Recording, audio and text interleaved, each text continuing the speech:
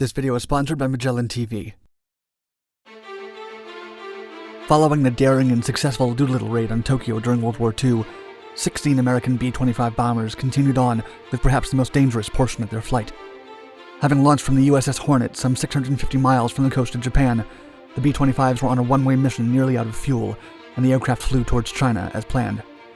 That is, at least 15 of them did. One aircraft would fail to make it to China, and would inexplicably land at Vladivostok, Russia, over 650 miles away, despite supposedly being under strict orders to avoid Soviet territory. The crew of plane number 8, as it was designated, was detained despite a wartime alliance with the Soviet Union. The mystery surrounding this diversion persists amid rumors that plane number 8 had secret orders and was on a special mission of its own.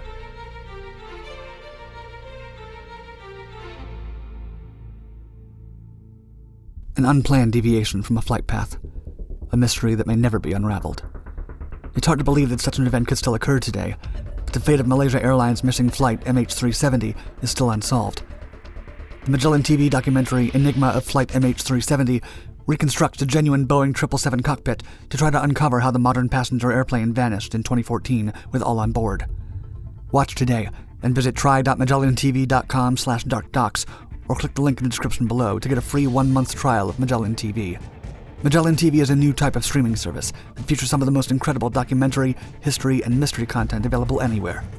New programs like Enigma of Flight MH370 are added on a weekly basis and stream with no ads and without interruption. Support Dark Docs and check out Magellan TV's over 2,000 documentaries with your 1-month free trial. Click on the link in the description below or visit try.magellantv.com/darkdocs today.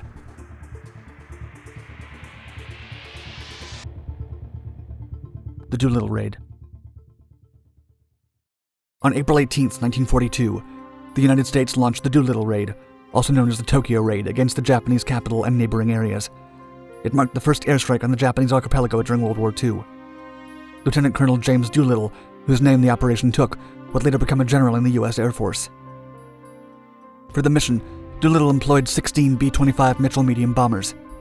First introduced in 1941, these bombers were named in honor of Major General William Mitchell. They were used extensively in each theater of the war and continued service for decades to come. All told, nearly 10,000 were produced.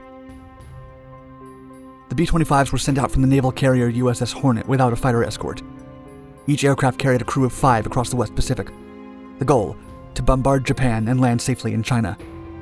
Launching the bombers from an aircraft carrier deck was difficult enough, and Doolittle knew that a return landing would be impossible.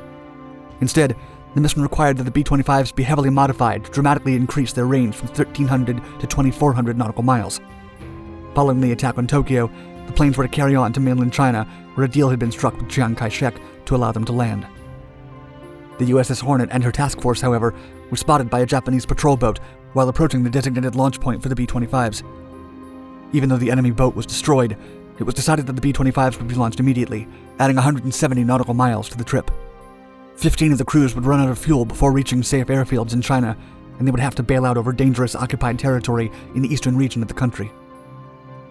Of the men who made it to the ground in China, 8 were captured by Japanese troops, while the rest were assisted by Chinese soldiers and civilians. However, what remains more of a mystery is how a B-25, plane number 8, managed to land in the USSR. Plane number 8. Upon arrival, pilot Captain Edward York, co-pilot Lieutenant Robert Emmons, Bombardier Navigator Nolan A. Herndon, and 2 additional crew members were detained for their unauthorized landing. The Soviets imprisoned the crew for 13 months before they were allowed to escape through Iran as part of a fake smuggling operation in a ruse to cover up official Soviet involvement in their release. Bombardier Herndon stated that he believed they landed as a sort of test for the Soviets' allyship, whether or not the Americans would be allowed to refuel and continue on its route. Herndon alleged that both Emmons and York were in on this secret plan. No conclusive evidence exists to support Herndon's version. However, there are signs that it may not be far from the truth. In Doolittle's feasibility report from February 1942, he stated, quote, "Should the Russians be willing to accept delivery of 18 B-25 airplanes on leased land at Vladivostok, our problems should be greatly simplified." The line implies that perhaps the intent was to spark a partnership due to Vladivostok's distance of 600 miles from Japan. Still, the mission was not confirmed, endorsed, or supported by the USSR. In fact, the new Soviet nation was cautious in all interactions with the United States. Since pilots needed to fly further if they aimed for China, each of the 15 planes demanded ejection or else crash-landed.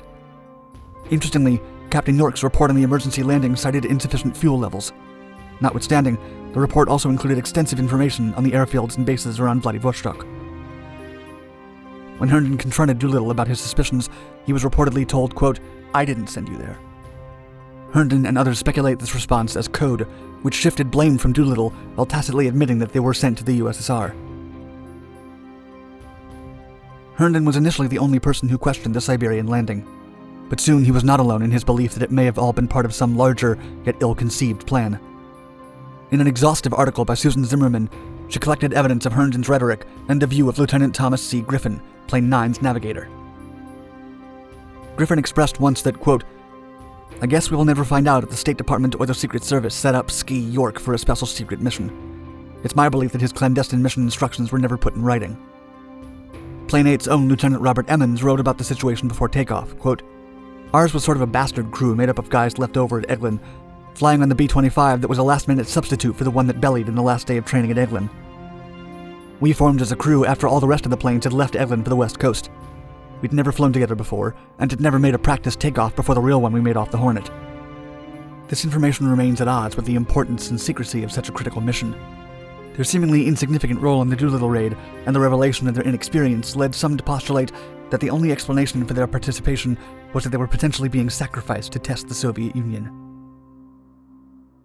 POWs in Japan. When the B-25s reached China, each plane either crashed or disappeared.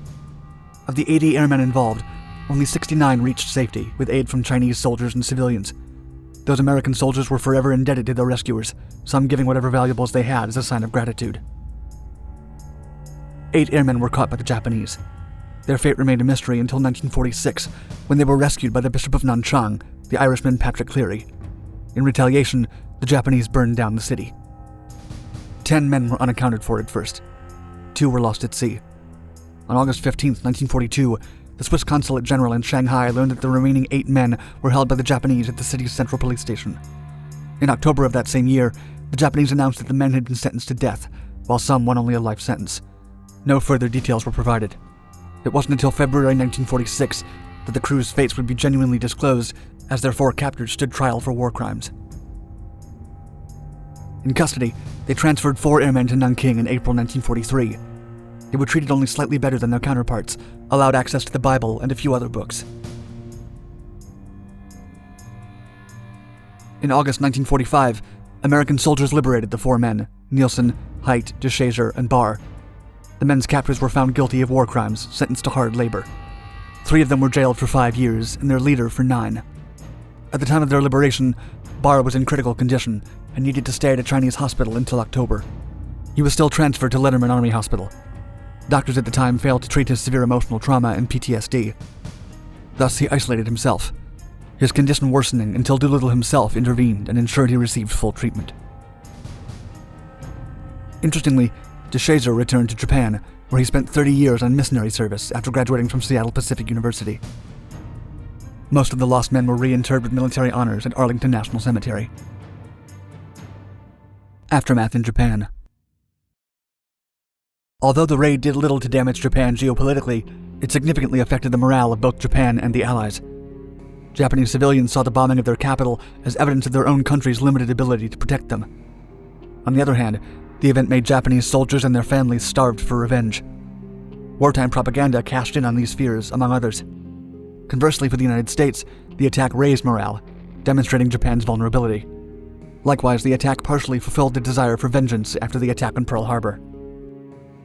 Militarily, the event accelerated Admiral Isoroku Yamamoto's campaign against Midway Island, which would be a significant defeat for their forces. The Chinese too suffered repercussions after a violent string of Japanese reprisals resulted in heinous war crimes against the Chinese. All aircraft were downed by the end of the mission. Awards. Doolittle believed the minor damage caused to Japan was outweighed by the loss of 16 planes. He feared this would lead to ostracization and judgment upon him. He did not expect the morale boost that the mission produced. It served as a valuable propaganda tool. In turn, Doolittle was promoted to Brigadier General on April 28th, while he was still stationed in China.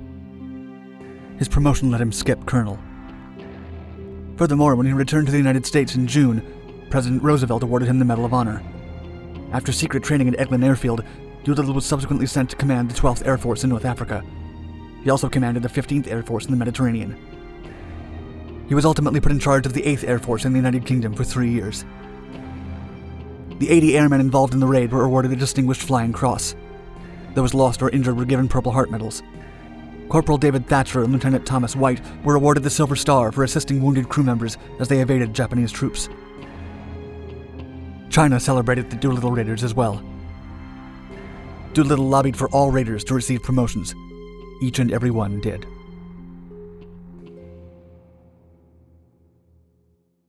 Thanks for watching, and thanks again to Magellan TV for sponsoring this video and for offering a free trial to Dark Docs viewers. Please visit try.magellantv.com/darkdocs, or click on the link in the description below for access to more than 2,000 documentaries streaming across all your devices without interruption.